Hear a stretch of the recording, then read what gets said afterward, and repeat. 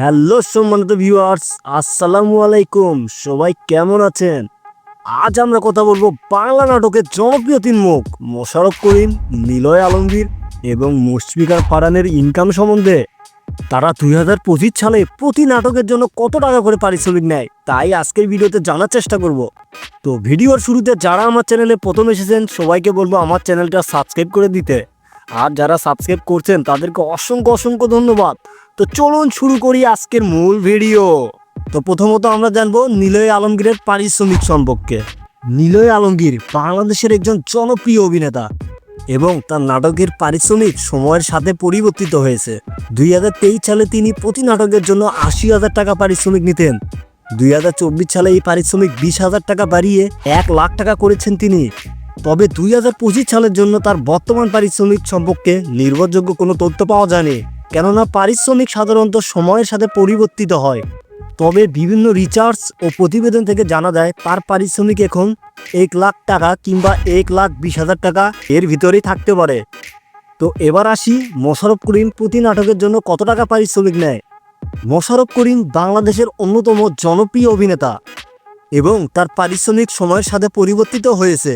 2023 সালের তথ্য অনুযায়ী তিনি প্রতি নাটকের জন্য 2 লাখ টাকার বেশি পারিশ্রমিক দিতেন। এর আগে তিনি প্রতি নাটকের জন্য 1.5 লাখ থেকে 1,80,000 টাকাও পারিশ্রমিক নিতেন। তবে 2025 সালের জন্য তার বর্তমান পারিশ্রমিক সম্পর্কে নির্ভরযোগ্য কোনো তথ্য পাওয়া যায়নি। তবে আমি যতদূর জানতে পেরেছি মোশাররফ করিম এখন প্রতি নাটকের জন্য 1.5 লাখ টাকার ভিতরেই পারিশ্রমিক নিয়ে থাকেন। এবার আমরা কথা বলবো মুশফিকার ফারহান, সে কত টাকা পারিশ্রমিক নেয় চলুন জেনে নেই। মুশফিকার ফারহানের 2025 সালের পারিশ্রমিক সম্পর্কে নির্দিষ্ট কোনো তথ্য এখনও পাওয়া যায়নি। তবে বিভিন্ন সময় প্রযোজকরা বলেছেন একটি নাটকের বাজেট 3 থেকে 7 লক্ষ টাকা হলে তার মধ্যে থেকে 50 থেকে 60% পারিশ্রমিক মুশফিকার ফারহান নিতেন।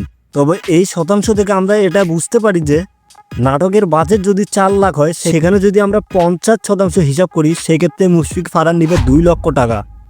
তো সম্মানিত ভিউয়ার্স, আশা করি ভিডিওটা বুঝতে পারলেন। তো এখানে একটি কথা না বললেই নয়, যেহেতু তারা সেলিব্রিটি, তাদের যখন কোনো নাটক ভাইরাল হয় কিংবা কন্টেন্ট ভাইরাল হয় তখন কিন্তু তারা তাদের পারিশ্রমিক বাড়িয়ে দিতে পারেন। আর সেক্ষেত্রে কিন্তু এখানে তাদের পারিশ্রমিক অবশ্যই কম বেশি হতেই পারে। উদাহরণস্বরূপ ধরেন তাদের একটা নাটকের পারিশ্রমিক বর্তমানে 1,20,000 টাকা, কিন্তু তাদের এখন বর্তমানে একটি নাটক ভাইরাল আছে, তার ফলে কিন্তু তারা বাজেট 1,20,000 থেকে 1,50,000 করলো। তারা কিন্তু এটা করতেই পারে। তো আশা করি বিষয়টা আপনাদেরকে ক্লিয়ারলি বুঝাতে পেরেছি। আমি আমার চ্যানেলে এইরকমই তথ্যমূলক ভিডিও আপলোড করে থাকি, এছাড়া অনেক নিউজ আপলোড করে থাকি। ভিডিওটা যদি ভালো লাগে অবশ্যই সাবস্ক্রাইব করে দিতে ভুলবেন না। ভিউয়ার্স, আপনাদের মূল্যবান তথ্য অবশ্যই কমেন্ট করে জানাতে ভুলবেন না। দেখা হচ্ছে আরও একটি নতুন ভিডিওতে। সে পর্যন্ত সবাই ভালো থাকবেন, সুস্থ থাকবেন। আল্লাহ হাফেজ।